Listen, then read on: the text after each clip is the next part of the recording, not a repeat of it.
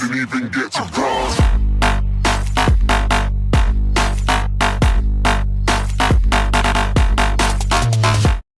Witajcie w kolejnym odcinku na moim kanale. Zapewne w którymś momencie życia zastanawiało Was, jak wygląda świat Shreka. Znamy bardzo dużo miejsc, jednak ostatecznie nikt nie wie, jak wygląda cała mapa świata Shreka. Niestety, ale nie znamy odpowiedzi na to pytanie. W książkach o Shreku, komiksach i dodatkach do płyt wideo i gier możemy znaleźć fragmenty mapy i obrazu świata Zielonego Ogra. Obrazki te nie są jednak realnym przedstawieniem świata. Są to stworzone na potrzeby książek i komiksów obrazy i fabuła nie mająca odwzorowania w prawdziwej linii czasowej filmów DreamWorks. Jednak jak się okazuje, świat Ogra jest odwzorowaniem prawdziwego świata, czyli naszego. Wzmianki na ten temat możemy znaleźć w wypowiedziach postaci oraz pokazanych miejscach i nawiązaniach we wszystkich filmach. Na początku za Siedmiogórogród. Jest to ewidentne nawiązanie do Hollywood w Ameryce. Wskazuje na to Aleja Gwiazd oraz przepych związany z popularnymi lokalami takimi jak Starbucks. Dodatkowo taki sam napis jak Far Far Away istnieje w rzeczywistym świecie w Hollywood i jest to oczywiście nawiązanie do tego napisu. Następny kraj, jaki poznajemy, to Anglia. Shrek, osioł i kot wypływają na poszukiwanie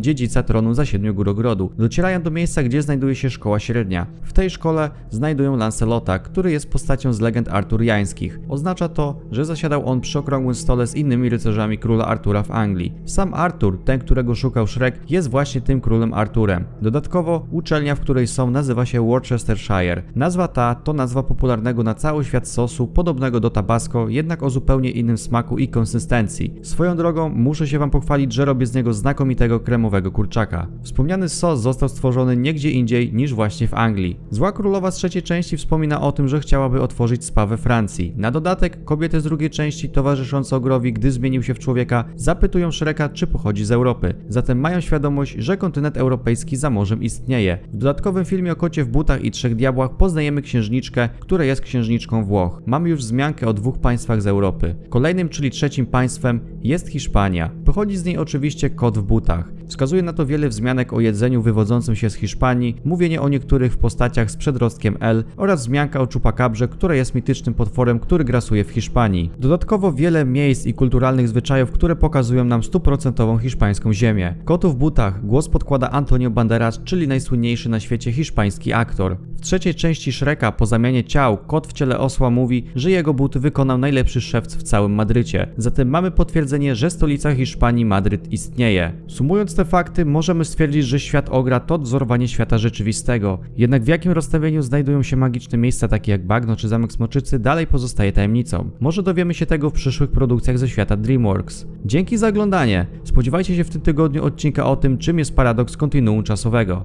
Do zobaczenia i cześć.